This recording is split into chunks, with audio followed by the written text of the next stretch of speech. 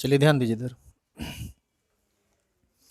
आज हम लोग आज हम लोग जो चीज़ पढ़ेंगे उसके लिए डायरेक्ट आपको वो समझ में आएगा ही नहीं, क्योंकि वो इमेजिनेशन हो सकता है आपसे ना हो पाए।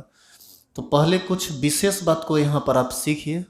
जो जो इमेजिन करने के लिए कहते हैं उसको आप इमेजिन कीजिए, फिर आपको अपने आप समझ में आ जाएगा जो आगे का बात है। एक्चुअल में आज आप पढ़ने वाले हैं रेडियस ऑफ कंस्टिट्यूएंट पार्टिकल्स। तो ये रेडियस एससी में अलग निकलता है, अलग तरीके से निकलता है, बीसीसी में अलग तरीके से निकलता है और एफसीसी में अलग तरीके से निकलता है। तरीका बदलता क्यों है, इन सब बातों को आप इस चीज़ से समझिए जो समझाना चाह रहे हैं। देखो, कल बताया गया था कि आपको सिर्फ क्यूबिक यूनिट सेल के बारे में पढ़ना है, और बताया गया था कि ये क्यूबिक यूनिट सेल का अभ्यास लेटिस 3 प्रकार का होता है। बॉल सिर्फ कॉर्नर में रहेगा तो सिंपल क्यूबिक, बॉल सिर्फ कॉर्नर और एक बॉडी सेंटर में रहेगा तो बीसीसी, और बॉल सभी कॉर्नर और सभी फेस के सेंटर पर रहेगा तो एफसीसी कहलाता है। तो इस 3 अरेंजमेंट को अब थोड़ा प्रैक्टिकली हम लोग फील करने का प्रयास करें ताकि चीज़ें ढंग से आगे समझ में आए। तो उसको देखिए वो क्या है। देखो, यह एक सिंपल क्यूब है।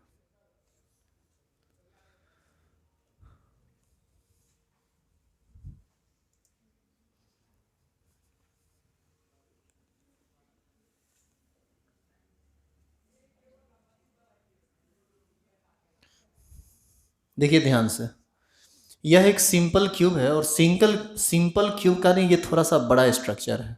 आप गौर से देखिए, आपको ऐसा नहीं लगता कि ये सब सेंटर यदि 4 गेंद नीचे है 4 गेंद ऊपर है और सब सेंटर को यदि हम मिला दे तो एक क्यूब का निर्माण होगा और वह एक सिंपल क्यूब बनेगा। बोलिए। अब देखो, यह गेंद और यह गेंद आपस में सटा हुआ है, यह सटा हुआ है, यह सटा हुआ है। यानी किसी भी फेस का तुम एडजेसेंट बॉल देखोगे तो वो तुमको सटा हुआ ही मिलेगा। अब इस कॉर्नर वाला उस कॉर्नर से तो सटा हुआ नहीं मिलेगा, हम एडजेसेंट बॉल की बात कर रहे हैं। तो एडजेसेंट बॉल जो साइड वाला बॉल है वह सटा हुआ है, यानी वह कुछ इस तरह का सिचुएशन उत्पन्न कर रहा है, कुछ ऐसा। यह एक क्यूब है और क्यूब में जो बॉल है उसमें आधा बॉल इधर और आधा बॉल इधर है, और ये पूरा का पूरा लेंथ कवर कर ले रहा है दोनों बॉल आधा आधा मिलके। क्या इस बात को समझे हम जो कहना चाह रहे हैं? यदि इस पूरे क्यूब का साइड ए है तो यहाँ से लेकर यहाँ तक का जो लेंथ होगा कितना होगा? ए। और इस ए में कुल कितना रेडियस समा गया? 2। एक ये और एक ये। इसका ये मतलब हुआ कि ये जो ए है यह 2r के बराबर है। तो यहाँ से 2r बराबर ए हो जाएगा तो r बराबर a/2 हो जाएगा। यानी सिंपल क्यूब में कंस्टिट्यूएंट पार्टिकल्स के रेडियस और ए के बीच यही संबंध है। ए का मतलब साइड, क्यूब का साइड ऑफ क्यूब। तो साइड ऑफ क्यूब, जो भी क्यूब का साइड होगा उसका हाफ होता है उस कंस्टिट्यूएंट पार्टिकल उसके कंस्टिट्यूएंट पार्टिकल्स का रेडियस। क्लियर है यहाँ तक? अब आप चलिए बीसीसी में, ये तो बात थी एससी की, और आप देख सकते हैं ये एससी है, बीच में कहीं बॉल नहीं है, किसी फेस के सेंटर पर बॉल नहीं है, सिर्फ कॉर्नर पर बॉल है, तो इसको हम लोग सिंपल क्यूबिक के अंतर्गत रखते हैं। एक आदमी जाके पर्दा पूरा दोनों खींच दीजिए।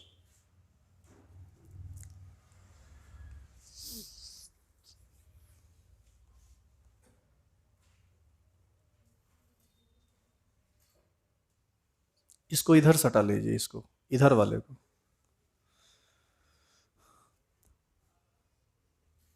आ जाइए, आ जाइए, हो गया। अब यहां से समझिए आप, तो एससी का रेडियस निकालना आ गया। यदि आपसे कोई पूछे कि एटम अरेंज हुआ है एससी में सिंपल क्यूबिक में तो उसके रेडियस का क्या फॉर्मूला होगा? a/2 होगा, जहां पर a क्या है? Side of cube, side of unit cell. Cube का मतलब साइड ऑफ यूनिट सेल यहां पर। तो ये था पहला। अब थोड़ा दूसरा समझिए आप, जरा गौर से देखिए। तो ये क्या है? ये जो अभी बना है स्ट्रक्चर, ये कौन सा स्ट्रक्चर है? यह बॉडी सेंटर्ड है। सॉरी,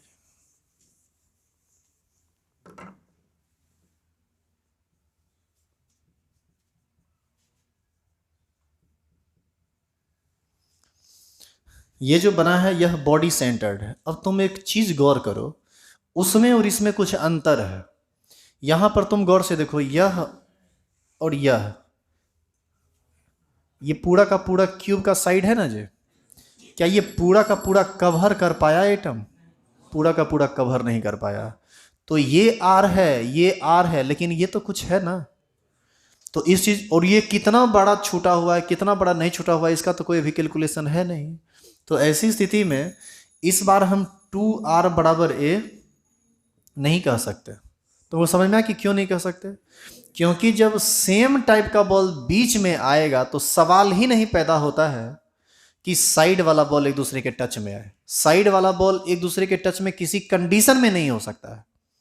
तो अब तुमको ढूंढना पड़ेगा। अब देखिए, साइड वाला जब बॉल टच नहीं हुआ तो आर के साथ ए का रिलेशन ऐसे तो निकलेगा नहीं, क्योंकि वो कितना लेंथ बचा हुआ है इसकी कोई जानकारी अभी नहीं है। तो आपको ढूंढना पड़ेगा उस क्यूब के उस पार्ट को जहां पर बॉल आपस में एक दूसरे के टच में हो। बताइए तो कहाँ टच में है? डायगोनली, डायगोनली टच में है। इस कोना वाला गेंद, इस कोना वाला गेंद और बीच वाला गेंद, सभी कोना कोना वाला गेंद और बीच वाला गेंद, वो डायगोनली एक दूसरे के टच में है। और डायगोनली यदि एक दूसरे के टच में है तो ध्यान दीजिए, एक क्यूब ये है,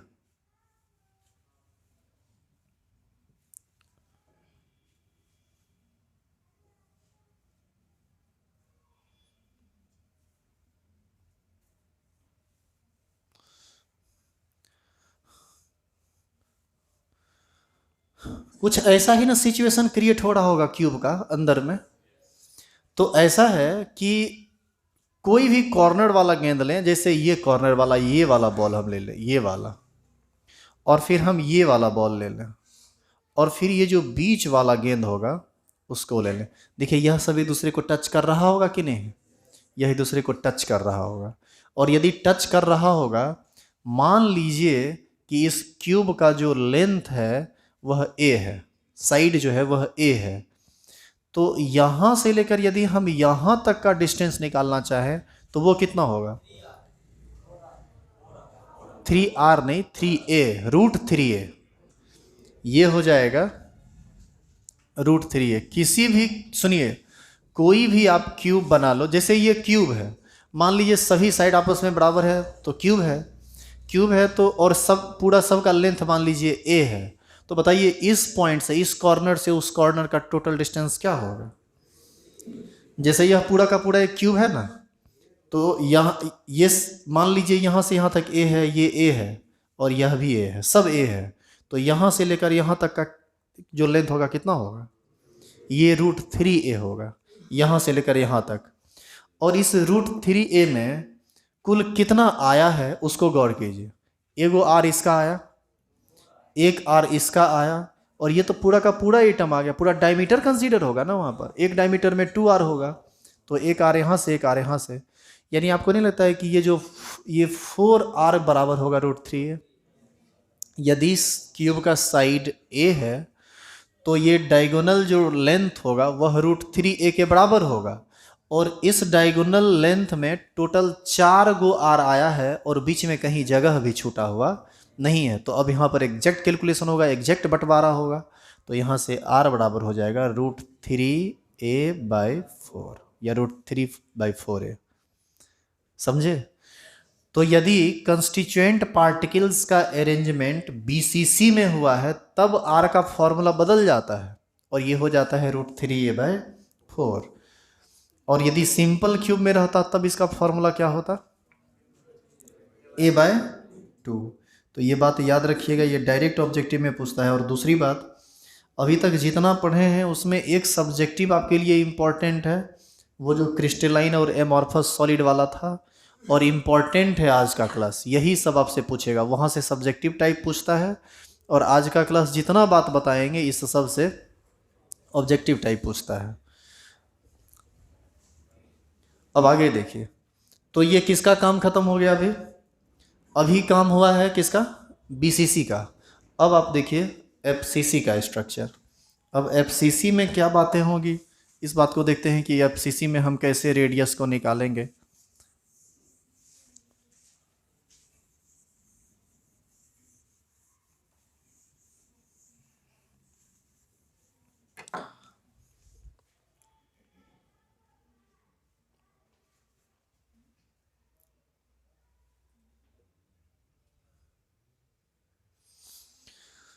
देखो अभी जो स्ट्रक्चर तुम्हारे सामने है वह एक एफसीसी है।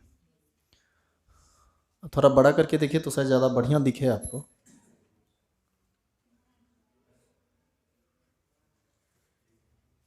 दिख रहा है? अब आप इसको देखिए।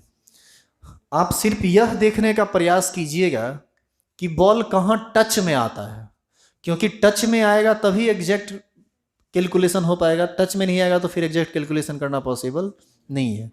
अब जब ये बॉल बड़ा होगा तो कौन कौन टच में आएगा, बस ये चेक करना है आपको। हम उस सिचुएशन पर रोक देंगे। देखो ये बॉल बड़ा होना शुरू हुआ है, तो ऐसा तुमको नहीं लगता है कि जब ये टच होगा तो ये बॉल और ये बॉल तो कभी टच नहीं हो सकता है, यहाँ तो बहुत ज़्यादा डिस्टेंस रह जाएगा। कैसे? ये डायगोनल टच करेगा, किसी एक ही फेस का ना डायगोनल टच कर जाएगा, किसी एक ही फेस का। देखिए वो ऐसे देख रहे हैं आप, यह लेंथ अभी भी बहुत बड़ा बचा हुआ है और यह लगभग सटने पर है, और देखिए ऑलमोस्ट सटने पर है और ये सट गया। यानी हम बगल वाले फेस की बात करें, इस साइड वाले फेस की बात करें इस क्यूब में, तो इसका कॉर्नर ये है, ये कॉर्नर है, ये कॉर्नर वाला बॉल है, ये कॉर्नर वाला बॉल है। इसको हम मिला देते हैं और यह जो बॉल है यह इसके डायगोनल वाला बॉल है ना। क्या ये बात आप समझ पाए? अब बताइए कि इसमें क्या हुआ। इसमें क्यूब का, पूरे क्यूब का डायगोनल नहीं टच किया है, क्यूब के हर फेस का डायगोनल जो है वो टच किया हुआ है, और हर फेस पर एक बॉल है, फेस सेंटर्ड है, तो यही तो बताया गया था आपको। तो आप ऐसा नहीं समझते हैं कि यहाँ भी एक आर एक आर एक आर और यहाँ एक आर, यानी यहाँ भी 4 आर कंसीडर किया जाएगा? बोलिए हाँ या ना। लेकिन अब हमको ये पता करना पड़ेगा कि यदि क्यूब का साइड ए है तो उसके एक फेस का डायगोनल कितना होगा। पहले आप ये बताइए कि किसी क्यूब का एक फेस एक स्क्वायर होगा या नहीं? होगा या नहीं? स्क्वायर होगा। और स्क्वायर का यदि लेंथ साइड ए है तो उसका डायगोनल कितना होगा? √2 है। तो ये 2 पूरा वैल्यू यहाँ से लेकर यहाँ तक हो जाएगा किसके बराबर? √2a के बराबर, यानी 4r बराबर √2a, r बराबर हो जाएगा √2/4a। या इसी को आप चाहें तो r बराबर लिख सकते हैं a/2√2। समझ में आई बात या दिक्कत है इसको समझने में? तो आपको टोटल 3 फॉर्मूला मिला। r बराबर a/2 for SC, r is equal to √3/4a for BCC, and r is equal to a/2√2। या इसी को दूसरी तरह से लिखेंगे तो ऐसे लिखेंगे √2/4a, तो ये हो गया फॉर FCC। अब जब आपको रेडियस से संबंधित कोई क्वेश्चन आए न्यूमेरिकल टाइप, तो तुम तुरंत सचेत हो जाना। इसलिए सचेत हो जाना काहे कि वहाँ पर तुमको किसी एक फॉर्मूला से काम चलने वाला नहीं है। वहाँ तुमको कितने फॉर्मूला का यूज करना पड़ेगा? 3 में से किसी एक का। तो ये कैसे डिसाइड करेंगे कि हम कौन फॉर्मूला यूज करें? ये कैसे डिसाइड होगा?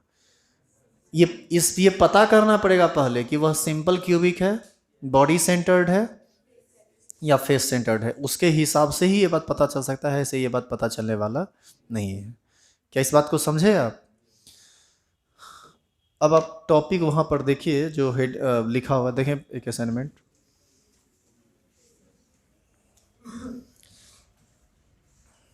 अब देखो radius of constituent particles in cubic unit cell, SC में कितना a/2 आया, BCC में एग्जैक्ट वही सब चीज़ ने लिखा हुआ है यहाँ पर।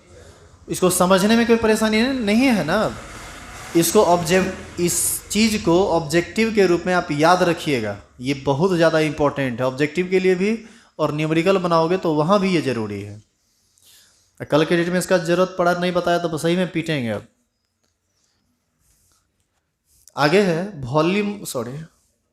Atomic radius.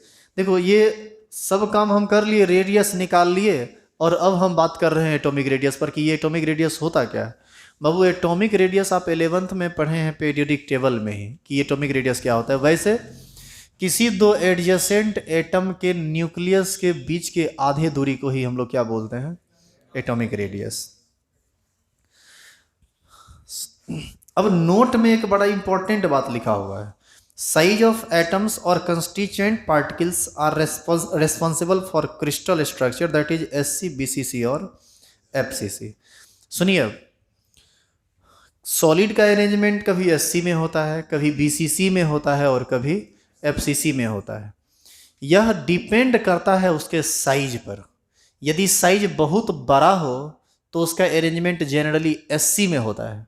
साइज यदि छोटा हो तो उसका अरेंजमेंट, यदि साइज बहुत छोटा हो तो उसका अरेंजमेंट एफसीसी में होता है। और यदि साइज बीच वाला हो, मतलब न बहुत बड़ा हो और ना बहुत छोटा हो, तो जनरली उसका अरेंजमेंट बीसीसी में होता है। यही बात यहाँ लिखा हुआ है कि साइज ऑफ एटम्स और if size of atoms are too small then arrangement of constituent particles occurs in FCC.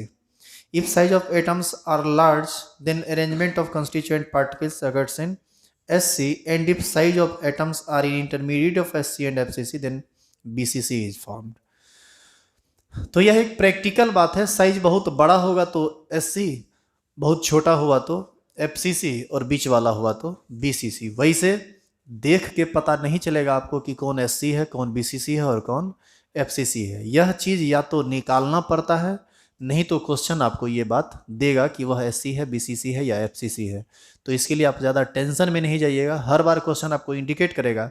आपको क्वेश्चन इंडिकेट नहीं करेगा तो आपको पता ही नहीं चलेगा कि उसका अरेंजमेंट एससी में हुआ है, बीसीसी में हुआ है या फिर एफसीसी में हुआ है। आगे है study about total number of atoms in cubic unit cell, calculation of number of atoms in simple cubic unit cell. पहले तो ये जो टॉपिक लिखा हुआ है ये है थोड़ा सा अलग टाइप का, और इसको भी आपको बहुत ढंग से समझना पड़ेगा। ये तो सबसे ज़्यादा इमेजिनेशन वाला चीज़ है, समझिए। तो इधर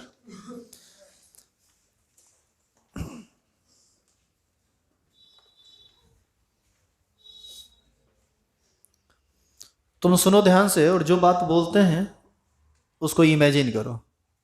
मान लीजिए कि आप एक क्यूब में बैठे हुए हैं और इस तरह का करोड़ों अरबों क्यूब है इसके अगल बगल, मतलब जहां जाएंगे आपको इसी तरह का क्यूब मिलेगा, ऐसा सोचिए आप।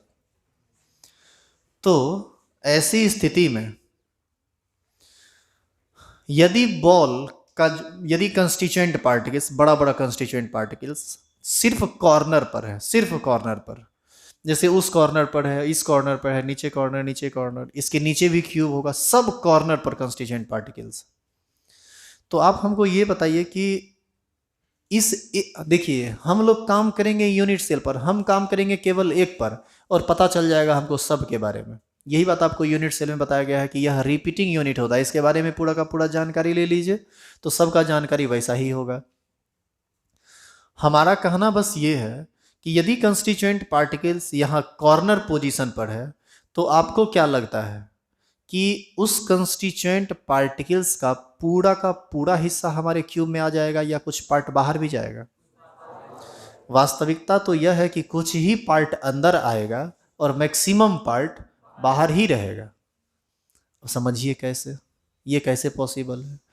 यदि मान लीजिए कि आप जिस हॉल में बैठे हुए हैं यह एक क्यूब है और इसके बगल में भी एक क्यूब है, दो क्यूब हुआ। इस हॉल के पीछे भी एक क्यूब है, कितना क्यूब हुआ? 3 क्यूब। और एक कॉर्नर बच न रहा है, वहां भी एक क्यूब है। मतलब सिचुएशन ऐसा उत्पन्न किया गया। और मान लीजिए आप इस हॉल में बैठे हुए हैं, यहां पर बोर्ड लगा हुआ है, यहां पर आप पढ़ाई कर रहे हैं। आप इस हॉल में नहीं, आप इस हॉल में बैठे हुए हैं। इस बात को समझे आप? इस हॉल में बैठे हुए हैं, हमने कहा कि इसके बगल क्यूब है, तो बगल वाला क्यूब यही ना हुआ। हमने कहा कि इस हॉल के पीछे एक क्यूब है, तो पीछे यही ना क्यूब है। और इस तीनों के कोना में एगो क्यूब है। क्या बात समझ में आ रही है? आपको नहीं लगता है कि ये जो कॉर्नर है यह चारों क्यूब का कॉमन कॉर्नर है? मतलब चारों कॉर्नर का भी चारों क्यूब का भी वह कॉर्नर माना जाएगा कि नहीं? अब सुनिए, इसके ऊपर एगो क्यूब है, मतलब जिस क्यूब में आप बैठे हुए हैं इसके ऊपर भी एक क्यूब है। आपको नहीं लगता है कि उस क्यूब का नीचे वाला कॉर्नर उधर वाला वही क्यूब होगा? इसके ऊपर भी एक क्यूब है, इसके ऊपर भी एक क्यूब है, इसके ऊपर भी एक क्यूब है, यानी ऊपर पर जो 4 क्यूब है उसका भी कॉर्नर का वो कॉमन कॉर्नर है। इसका मतलब ये हुआ कि एक कॉर्नर कितने क्यूब का कॉमन कॉर्नर होता है? 8 का। और इस बात को आप और बेहतर समझ सकते हैं इस बात से, यहां से देखिए, ये जो हमारे हाथ में ये स्ट्रक्चर बना हुआ है, इसमें आप ध्यान से देखिए, इसमें आपको 8 क्यूब नजर आएगा। हम गिनाते हैं आपको, 1, दूसरा, तीसरा, चौथा, और 4 इधर से, 1 2 3 4, 4 4 कितना हो गया? 8। ये जो बीच में जो ग्रीन वाला बॉल हम पकड़े हुए हैं, आप इसको देख पा रहे हैं, इस ग्रीन वाले बॉल को? ये जो ग्रीन वाला बॉल है, ये सब के हिस्सा में ना रहा है। अब जरा बताइए कि यदि ये बॉल फैलने लगे, ये बॉल बड़ा होने लगे, तो आपको नहीं लगता है कि ये बॉल सब क्यूब में घुसेगा थोड़ा थोड़ा? बताइए तो इस एक बॉल का कितना हिस्सा एक क्यूब को मिलेगा? 1/8। इस पूरा का 8वां हिस्सा। तो एक क्यूब को तो 1/8 न मिला। जब हम यूनिट सेल पर काम कर रहे हैं, तो हम तो सिर्फ यही ना चेक करेंगे कि एक कॉर्नर से एक यूनिट सेल को कितना मिला। तो एक कॉर्नर से तो केवल 1/8 मिला, समझे? इस तरह से कुल कितना कॉर्नर होता है क्यूब में? कुल कॉर्नर होता कितना है क्यूब में? 8। और सिंपल क्यूब में सारा का सारा बॉल सिर्फ कॉर्नर पर ही रहता है। तो अब बताइए तो एक क्यूब को काट छांट के यदि जोड़ा जाए तो कुल मिला के कितना हिस्सा मिलेगा एटम का? 8 कॉर्नर है, एक कॉर्नर से मिलेगा 1/8, तो 8 कॉर्नर से मिलेगा 1/8 इंटू 8, 8/8 हो जाएगा 1। समझे कितना मिला? सो इसका यह मतलब हुआ कि किसी सिंपल क्यूब को बनाने के लिए हिस्सा लेता है 8 एटम, लेकिन वह 8 का 8 एटम हिस्सा नहीं होता है किसका? एक क्यूब का। अभी जो बात बोली वो समझ में आया? देखिए, ये क्यूब है, 8 कॉर्नर पर 8 गो गेंद है, मतलब ये बात सही है कि इसका निर्माण 8 बॉल से हो रहा है, लेकिन यह सही नहीं है कि उस 8 बॉल का पूरा हिस्सा इस क्यूब का ही है। उसका बहुत सारा हिस्सा दूसरे का भी होगा। हम तो एक की ना बात कर रहे हैं, तो ये निकलेगा कैसे? हम ये पहले चेक किए कि एक कॉर्नर से 1/8 पार्ट मिल पाता है, तो 8 कॉर्नर से 1/8 इंटू 8, यानी सिंपल क्यूब में ये जो कंस्टिट्यूएंट पार्टिकल्स होगा, टोटल इफेक्टिव एटम्स, वो केवल एक ही होगा। क्या आप समझ में आई ये बात? अच्छा, यही काम यदि बीसीसी के लिए करें तब बीसीसी में 2 हो जाएगा। कैसे? 8 कॉर्नर पर बॉल है, सुनो, 8 कॉर्नर पर बॉल है, तो 8 कॉर्नर से मिलेगा 1/8 इंटू 8, 1। और ये जो बीच में बॉडी के बीचों बीच में रहेगा, वो तो किसी में बटेगा नहीं, वो तो अकेला उसी का हुआ। तो बीसीसी में कितना? 2। और यही चीज एफसीसी में होता है 4। कैसे? 8 कॉर्नर पर तो रहेगा ही रहेगा, तो 8 कॉर्नर से 1/8 गुना 8, 1, और सभी फेस के बीचों बीच रहेगा। तो जितना भी फेस है उसके बीचों बीच रहेगा। जैसे मान लो इस फेस के बीचों बीच, इस पूरे हॉल का ये वाला जो फेस है, इस पर एक बॉल है, तो आधा बाहर होगा, आधा अंदर होगा। इसका मतलब फेस के बीचों बीच जो भी बॉल है उसका मात्र आधा भाग ही एक क्यूब को मिलेगा, यानी एक फेस में आधा एटम हिस्सा पड़ेगा। तो टोटल फेस कितना होता है? 6। तो 6 फेस से कितना मिलेगा? 6 इंटू हाफ, 6 इंटू हाफ 3, यानी 6 फेस से हाफ मिलेगा तो 3 एटम, और एक एटम कॉर्नर से मिलेगा तो 4 एटम। तो total number of effective atom in SC is equal to 1। Total number of effective atom, what is meaning of effective atom? That part of any constituent particles which are inside in the atom, जो atom के अंदर होता है, उसी को ना हम effective atom में गिनेंगे। और इफेक्टिव एटम जब हम गिनते हैं तो काट छांट के गिनते हैं कि कितना पूरा हुआ। तो बीसीसी में कितना हुआ? 2, और एफसीसी में 4। याद रहेगा ये चीज़, ऑब्जेक्टिव के लिए यह भी ज़रूरी है। इस इफेक्टिव एटम को हम लोग कैपिटल एन से इंडिकेट करते हैं। तो एस के लिए कैपिटल एन का वैल्यू 1, BCC के लिए कैपिटल एन का वैल्यू 2 और FCC के लिए कैपिटल एन का वैल्यू 4। अब बताइए तो कौन ऐसा क्यूब है जिसमें सबसे ज़्यादा एटम आ पाया? कौन ऐसा यूनिट सेल है जिसमें सबसे ज़्यादा आ पाया? FCC। उससे कम BCC में, और सबसे कम। तो आपको ऐसा नहीं लगता है कि सबसे कम्पैक्ट स्ट्रक्चर जो होगा वह FCC का होगा? समझ में आ रही है ये बात? अब जो बात हम आपको अभी समझा रहे थे उसी को आप वीडियो पर देखिए, तो जो नहीं भी समझ में आया होगा वो बहुत बढ़िया से समझ में आ जाएगा। उसके बाद आप असाइनमेंट पढ़ोगे तो वो थोड़ा ज़्यादा बेहतर समझ में आएगा।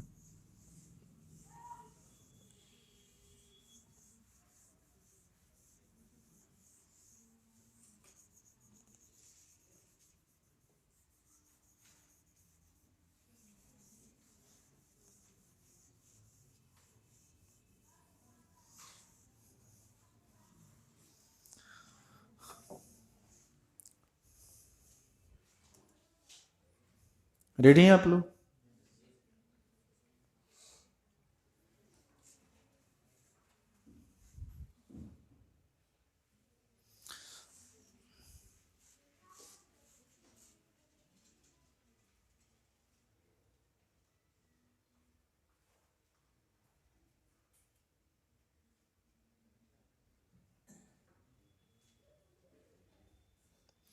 देखिए, यह एक सिंपल क्यूबिक यूनिट सेल है, और सिंपल क्यूबिक यूनिट सेल में जो काम किया जा रहा है उसको आप ध्यान से देखिए। अब क्या करेगा, जो बाहर का पार्ट है ना उसको काट के अलग कर देगा ये।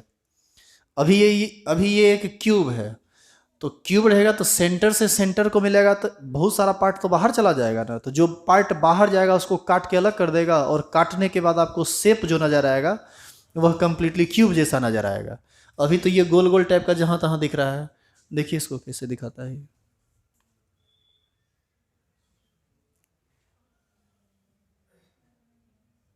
तुम कुछ गौर किया कि वो सॉलिड एकदम क्यूब बना दिया, और उतने चीज को अंदर रहने दिया जो अंदर में था। जो क्यूब के बाहर भागा उसको काट के वो अलग कर दिया, और अलग करके अब क्या कर रहा है, सबको ना कटे हुए भाग को जोड़ कर चेक कर रहा है कि कितना एटम बनेगा। तो आप देखिए कितना बनेगा।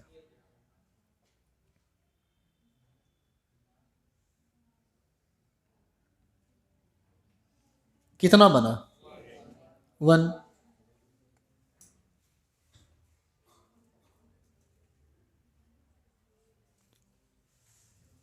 क्लियर है यहाँ तक? अब इसका दूसरा पार्ट देखिए जो BCC का है। यह BCC है, BCC में भी काट छांट के अलग कर देगा ये। देखिए काट दिया ये।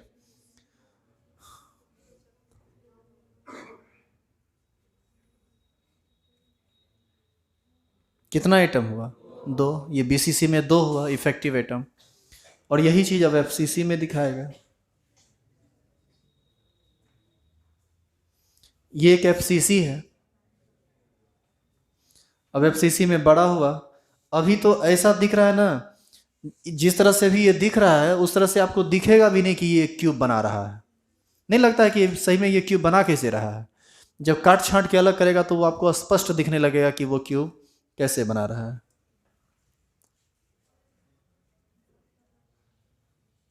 क्या आपको ये क्यूब नजर आया? और आप एक चीज गौर कीजिए, कटने के बाद सबसे ज्यादा जो जटिल स्ट्रक्चर है, कॉम्प्लेक्स स्ट्रक्चर है, क्या इसी का नहीं बन रहा है? अब इसी में एटम को देखिए जोड़ के दिखाता है।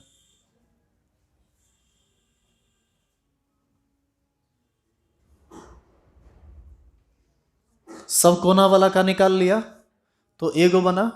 अब ये सब वो बचा हुआ है जिसको नमूना दिखा रहा है, सब ये सब फेस वाला बचा हुआ है, आधा आधा गो।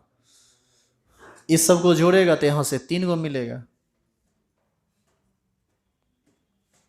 3 मिला ना जी, कुल मिला के कितना हुआ? 4।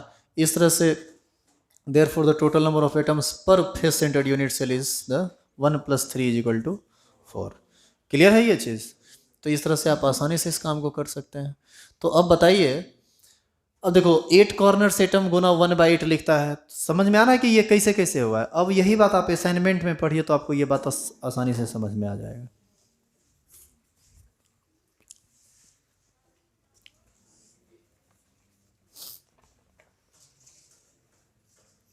देखो इसमें जो लिखा हुआ है ना, ये मतलब कुछ जटिल टाइप से असाइनमेंट में लिख दिया गया है। बात को तो तुम ऑलरेडी समझ चुके हो। तुम याद रखना कि सिंपल क्यूबिक में इफेक्टिव एटम 1 होता है, बॉडी सेंटर्ड में 2 होता है और एफसीसी में 4 होता है। बाकी ये लिखा हुआ क्या है इसको समझिए। लिखा हुआ है let number of constituent particles in corner is equal to NC। N का मतलब नंबर और C का मतलब कॉर्नर। कॉर्नर पर जो पार्टिकल है उसकी संख्या हमने कितना माना, N, और C दे दिए तो NC से कॉर्नर का पता चल गया। Centre of face, centre of face का मतलब फेस के सेंटर में हो गया, उसको हमने कहा NF। बॉडी सेंटर इसको हमने कहा NB। और एक है एज सेंटर। एज सेंटर ये सब आपको पढ़ना नहीं है, बस लिख दिया गया है। एज सेंटर होता है किसी भी क्यूब के साइड के बीचों बीच यदि रहेगा ना तो उसी को हम लोग क्या बोलेंगे, एज सेंटर। अब देखिए यहां पर N का मतलब इफेक्टिव एटम्स, पीछे थोड़ा पहले,